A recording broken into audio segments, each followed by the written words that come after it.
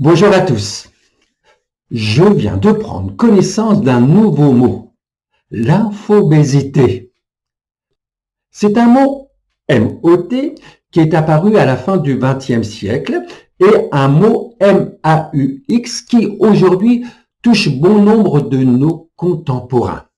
Peut-être que vous, chers amis qui m'écoutez, et moi aussi, sommes atteints de ce mot. M-A-U-X, l'infobésité. L'infobésité, pour se résumer, est une surconsommation d'informations au quotidien. Si nous connaissons les effets néfastes d'une mauvaise alimentation dans le domaine de la nutrition, avec une augmentation de surpoids, notamment chez les adolescents, mais aussi maintenant chez les personnes âgées, le trop d'informations sans le savoir, engendre de l'anxiété.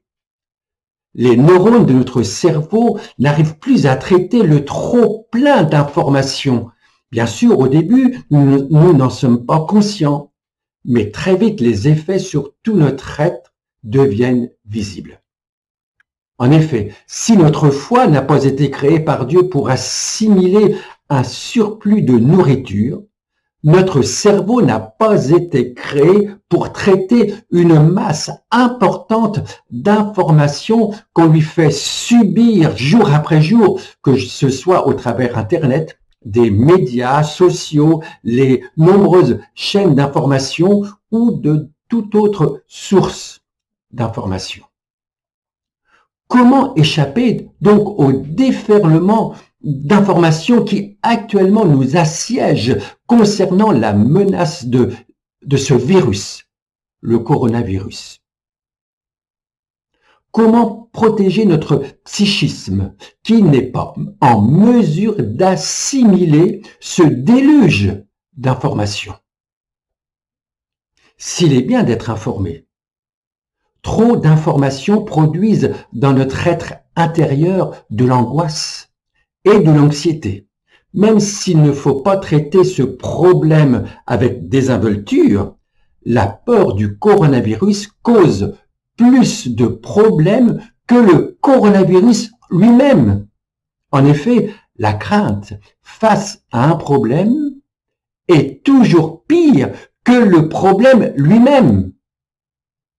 Alors, la première chose à faire, c'est de surveiller notre cœur en limitant le temps passé devant les médias et de ne pas regarder en continu les chaînes d'information.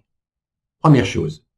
Puis, résister à la tentation de vouloir tout regarder sous prétexte que c'est légitime d'être bien informé. Il n'est plus question dans ce domaine de légitimité, mais de surconsommation d'informations.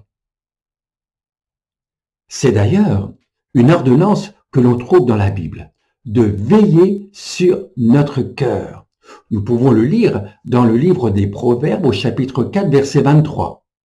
Garde ton cœur plus que toute autre chose, car de lui viennent les sources de la vie. Au-delà de cet impératif de notre Créateur à garder notre cœur avant toute chose, c'est une instruction emplie d'amour de notre Dieu de veiller à ce qui entre dans notre cœur, car cela va influencer tout notre être. Dans la pensée biblique, vous le savez, le cœur représente non pas cette pompe qui envoie le sang dans tout notre organisme, mais le centre de nos émotions, de nos décisions, de nos pensées, de sorte qu'il désigne notre être intérieur. Il est donc important à trouver un antidote face à ce déferlement d'informations qui risque de nous faire perdre la paix en procurant de l'anxiété dans notre cœur. Cet antidote, c'est la foi en Dieu, en ses promesses. Rappelez-vous des paroles de Jésus que nous trouvons en Jean 14, 1. Que votre cœur ne se trouble point. Croyez en Dieu et croyez en moi. Jésus dit cela à ses disciples qui viennent d'apprendre par le Maître lui-même qu'il est avec eux que pour un peu de temps. La perspective du départ imminent de Jésus remplit le cœur des disciples d'anxiété. En effet, le mot utilisé à cet endroit dans le texte original en grec signifie aussi anxiété. C'est dans ce contexte que Jésus leur dit que votre cœur ne se trouble point.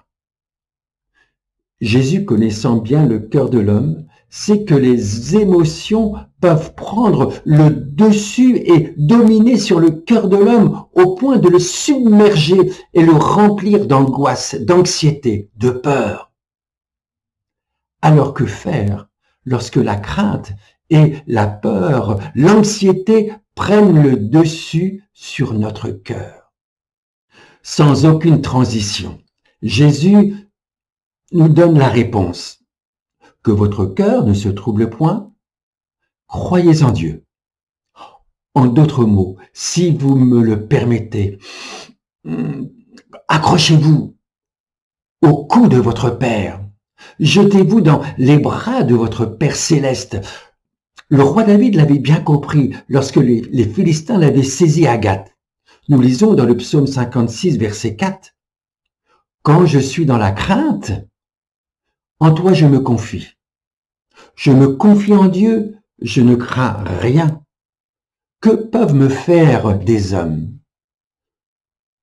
Notons tout d'abord l'honnêteté du roi David. Il ne dit pas « Puisque je connais Dieu, je ne connaîtrai jamais la peur ». Non. Mais dans ces jours de peur, d'anxiété, je saurai quoi faire. Je me confierai en Dieu. J'aime beaucoup cette anecdote que vous connaissez peut-être, qui illustre bien cette vérité. C'est l'histoire d'un enfant qui est à bord d'un avion qui s'approche de violentes turbulences. Une hôtesse en informe les voyageurs, alors que la plupart des passagers de l'avion manifestent par leur attitude de l'inquiétude. L'hôtesse est surprise par le calme de cet enfant. Elle s'approche de lui et l'interroge afin de savoir pourquoi il n'a pas peur. L'enfant répond « Je n'ai rien à craindre. C'est mon père qui est aux commandes. C'est lui le pilote de l'avion. » Le Seigneur ne nous promet pas une traversée facile, mais c'est lui qui est aux commandes. Placer notre confiance en Dieu n'est pas de vivre dans le déni, mais de placer notre foi en celui qui tient toutes choses entre ses mains. Avant de quitter David, l'auteur de ce magnifique psaume 56, notons comment il manifeste sa confiance en Dieu. Nous le lisons au verset 11 et 12. Version second 21. Je loue Dieu pour sa parole. Je loue l'Éternel pour sa parole.